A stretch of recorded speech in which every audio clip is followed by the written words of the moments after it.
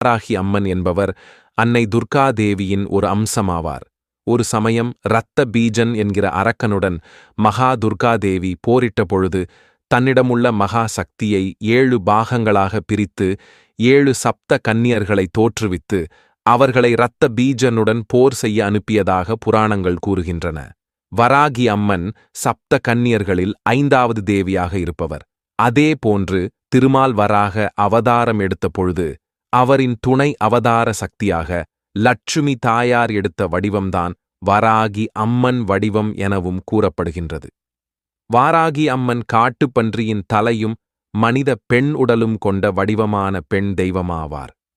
இந்த வாராகி அம்மன் என்பவர் கருப்பு நிற ஆடை அணிந்து சிம்ம வாகனத்தில் வீற்றிருப்பவராக சித்தரிக்கப்படுகிறார்.